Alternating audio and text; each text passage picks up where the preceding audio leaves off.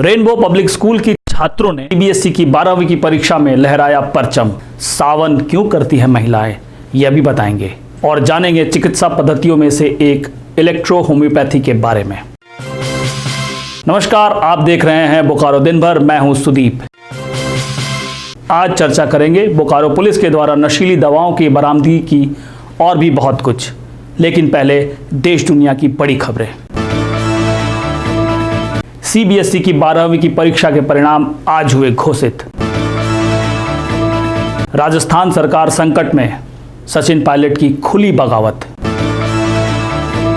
भारत में 5.5 लाख से ज्यादा कोरोना पीड़ित हुए स्वस्थ।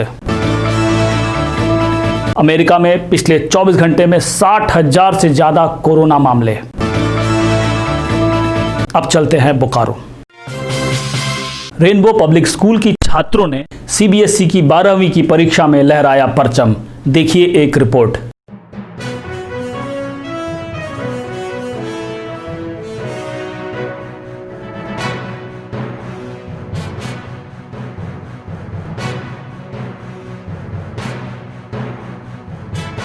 आपका क्या परसेंटेज आया है रिजल्ट में? 96.4. I got 96%. 95%. 94.6. 90.2%. So 94%. पे आपने किस प्रकार से अपना पढ़ाई को किया कि आप इतना आगे तक पहुँचे? कंसिस्टेंटली डेली जो पढ़ाई 5 ही घंटा, तो उसी को डेली करना वो ज़्यादा ज़रूरी है। उसी से ये मुकाम तक पहुंच पाते हैं। स्कूल के बाद भी हम लोग 6 to 7 आवर्स सिर्फ वही सब करते हैं। अपना जो बुक्स में मतलब जो भी अपना पढ़ाई है बस उसी पे हम लोग फोकस करते हैं। इक्वल डिवीजन, हर एक सब्जेक्ट में इक्वल समय देना, स्पेशली फिज़िक्स क्योंकि मेरा वीक पॉइंट था तो वीक पे ज़्यादा फोकस हुआ है, और बायो पसंदीदा था तो वो हो जाता था। सर एवरी सब्जेक्ट में 3 to 4 आवर पढ़ना और ध्यान से पढ़ना बस। जी मैं रोज़ 3 से 4 घंटा पढ़ाई करता था। एवरेज स्टडी रहती थी। पर आने वाले कल में क्या करना चाहते हैं? आपका सपना क्या है? सब बैंकिंग में फाइनेंशियल मैनेजर के लिए apply. I want to become software engineer. Doctor. 6 तारीख से सावन का महीना शुरू हो गया है। भगवान शंकर को अति प्रिय सावन में श्रद्धालु पूजा पाठ कर भोले बाबा को प्रसन्न करने के लिए जतन करते हैं। महिलाओं के लिए सावन क्या महत्व रखता है, इसकी आज एक झलक देखिए। पूरा कार्यक्रम हम आपको दिखाएंगे मंगलवार को। कि मेरा सुहाग बना रहा। कुंवारी है तो अच्छे पति के लिए करते हैं, अच्छे मनोकामना करते हैं, अच्छा पति मिले। पति और पुत्र के दीर्घायु के लिए, सुख समृद्धि के लिए महिलाएं भगवान शिव की पूजा करती हैं।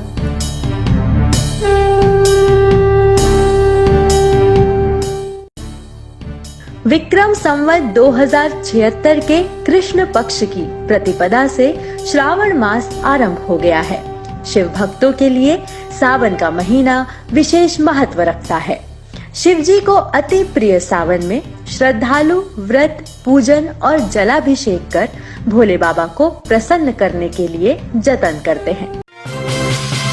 विभिन्न चिकित्सा पद्धतियों में से एक पौराणिक पद्धति है इलेक्ट्रो होम्योपैथिक, जिसके बारे में विस्तृत जानकारी लेने हमारे संवाददाता पहुंचे सेक्टर 8 के आरोग्य धाम में। इलेक्ट्रो होम्योपैथी को अपने देश में जब से आया तब से इसको विश्व की 5वीं चिकित्सा पद्धति के रूप में जो है लोग जान रहे हैं। और पेड़ पौधे में इलेक्ट्रिसिटी का गुण पाया जाता है।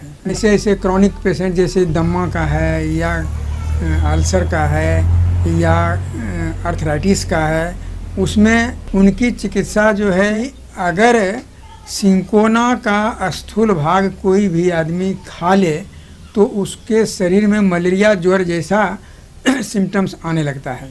तब इनके दिमाग में डॉक्टर पैरासेल्सिस की बात आई कि कहीं उनका इशारा यही तो नहीं था, अगर हम इसके सूक्ष्म भाग को जो है लें, जो शरीर में कोई साइड इफ़ेक्ट नहीं करे, तो उससे ट्रीटमेंट हो सकता है कि नहीं। कि प्रत्येक पेड़ पौधे में इलेक्ट्रिसिटी का गुण पाया जाता है, तो कहीं उसमें भी बहुत बड़ा रहस्य तो नहीं छिपा हुआ है। और जब कभी भी जो है इसका क्वालिटी अनबैलेंस होता है शरीर में, तो वह रोग का शिकार हो जाता है। या कभी किसी न किसी कारण से एक्सीडेंट किया या किसी न किसी रोग से ग्रसित होता है, तो शरीर का इलेक्ट्रिसिटी जो है, पॉजिटिव निगेटिव क्वालिटी जो है, अनबैलेंस हो जाती है। डॉक्टर काउंट्स जेरमैटी इसी तरह से हर मेडिसिन को जो है ऑर्गन वाइज जो है बना दिया। इसलिए कहा जाता है कि इलेक्ट्रो होम्योपैथी की मेडिसिन जो है वो ऑर्गेनिक होती है। तो यहाँ इलेक्ट्रिसिटी का जो है गुण, इलेक्ट्रिसिटी का रूल जो है अप्लाई होता है, इसलिए इलेक्ट्रिसिटी के सिद्धांत पर जो है मेडिसिन काम करती है, इसलिए इसका नाम इलेक्ट्रिसिटी से जुड़ा हुआ इलेक्ट्रो रखा गया। बोकारो के सेक्टर 9B रोड के इंडियन ओवरसीज बैंक को 50 ब्रांच में विलय किए जाने से आक्रोशित बैंक के ग्राहकों ने आज बैंक के समक्ष प्रदर्शन किया।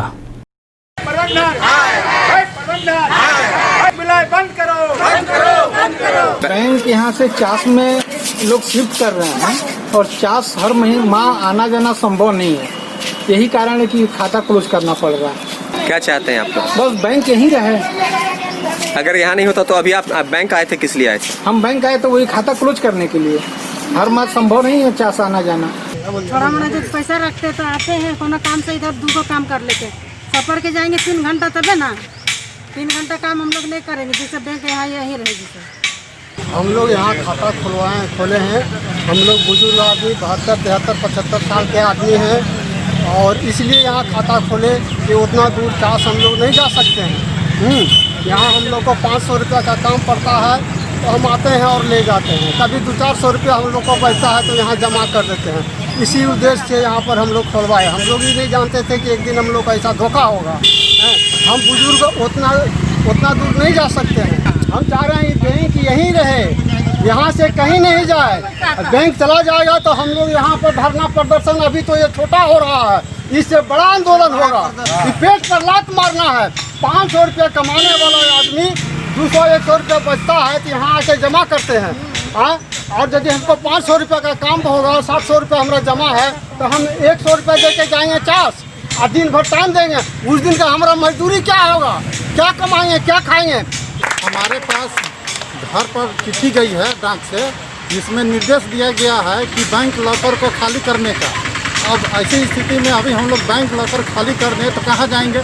जिस समय बैंक खुला था उस समय हम लोग कुछ ही ऐसे कस्टमर थे जो कि बैंक में हम लोग खाता खोले थे और यहाँ से हमारा सैलरी पेमेंट आता है, हमारा अकाउंट है उसी में पेमेंट आता है। तो यहाँ से चल जाने के बाद हम लोग को काफ़ी प्रॉब्लम होता है। ज्वाइंट अकाउंट है, अगर हम नहीं रहे तो आज पर 50 जाना पड़ेगा। ऐसी स्थिति में यहाँ से 50 की दूरी 15 से 17 किलोमीटर है। हम यही चाहते हैं कि बैंक यहाँ से नहीं जाए, बैंक यहाँ रहे। सरकार का ये निर्देश है कि बैंक को छोटा किया जाए, ठीक है, लेकिन बंद नहीं किया जाए। नशीली दवा की बिक्री की शिकायत पर निरीक्षण करने पहुंची चास पुलिस की टीम ने भारी मात्रा में नशीली दवाएं बरामद की। पुलिस के अनुसार एक व्यक्ति के पास से कोरेक्स सिरप मिलने पर पुलिस ने उससे पूछताछ की। युवक ने बताया कि चास के एक दुकान से उसने यह दवाई ली थी, जिसके बाद ड्रग इंस्पेक्टर के द्वारा छापेमारी की गई।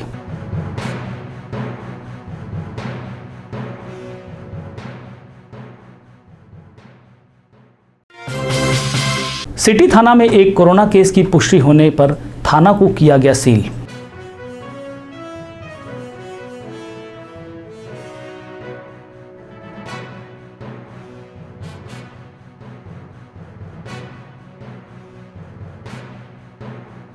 कल बोकारो जिला के सिटी थाना में एक पुलिस पदाधिकारी का कोरोना टेस्ट पॉजिटिव आया था। उसके बाद जो SOP होता है उसका पालन किया गया। सभी वहाँ के कर्मचारी, अधिकारीगण सभी का सैंपलिंग किया गया है। सैंपलिंग के बाद जैसा रिपोर्ट आएगा आगे की कार्रवाई की जाएगी। तब तक सभी पदाधिकारी और जवान को क्वारंटाइन कर दिया गया है। इसके साथ साथ पुलिस लाइन से अगल के बगल के थाना से काफ़ी मात्रा में पदाधिकारी और जवान की वहाँ प्रतिनियुक्ति हुई है जो एक दूसरे बिल्डिंग से ऑपरेट कर रहे हैं। इस बिल्डिंग को सैनिटाइज करके सील कर दिया गया है। जैसे ही सभी का रिपोर्ट नेगेटिव आएगा, जब नॉर्मल सिचुएशन हो जाएगा तब फिर इस बिल्डिंग से आगे की कार्रवाई होगी। कुछ खबरें धनबाद की।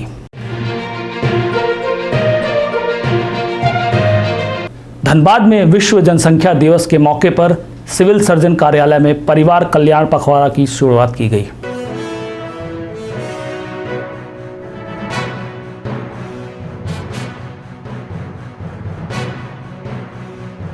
जनसंख्या दिवस के अवसर पर परिवार स्वास्थ्य जन मेला करने जा रहे हैं।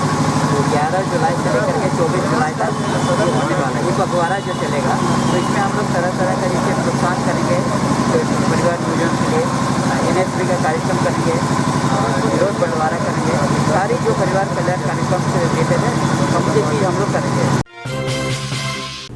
इस कोरोना काल में कोरोना पर ही एक पॉजिटिव खबर आई है धनबाद से, सुनते हैं।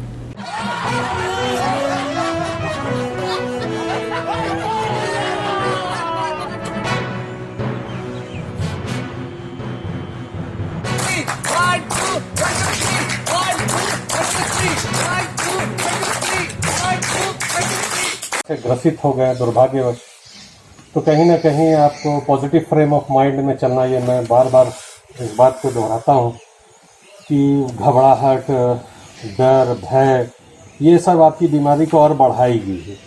जब हो ही गया है तो उसको देखा जाएगा। तो ये पॉजिटिव फ्रेम ऑफ माइंड हमेशा आपका सही साथी है। और रही बात अपने आप को इन्वॉल्व करना, तो उसमें सबसे अहम योग है योगा का। अगर आप योगा करते हैं तो आपका शरीर जो है वो एक एक्सरसाइज है, बहुत बेहतरीन एक्सरसाइज है। तो जाहिर सी बात है कि अगर आप एक्सरसाइज करते हो तो आपका सर्कुलेशन अच्छा रहता है, आपका बॉडी का मेटाबॉलिज्म कंट्रोल्ड होता है, और आपका सोच, आपका जो थॉट प्रोसेस है जिसको हम लोग कहते हैं, वो थोड़ा सा पॉजिटिव डायरेक्शन में जाता है। Laughter is the best medicine. ये तो एक बहुत पुरानी कहावत है ना कि आप हंसते हो तो जो सिक्रेशंस होता है, जो हैप्पी हार्मोन्स जिसको बोलते हैं, बहुत साधारण भाषा में हम करें, ये जो हैप्पी हार्मोन्स है या केमिकल्स है, इसका सिक्रेशंस जब बॉडी में होता है तो आपका हर एक ऑर्गन हैप्पी होता है। एक नज़र मौसम पर। कल लगातार हुई बारिश के बाद आज की शुरुआत कड़ी धूप के साथ हुई, लेकिन दोपहर होते ही आसमान में बादल छा गए और हल्की हल्की बारिश भी हुई। मौसम विभाग के अनुसार अगले 24 घंटे में भारी बारिश के साथ वज्रपात की संभावना जताई जा रही है।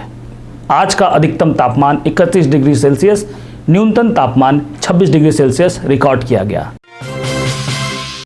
आप अपने आसपास की घटनाएं और समस्याओं को हमें व्हाट्सएप कर सकते हैं। हमारा व्हाट्सएप नंबर है 9334210302।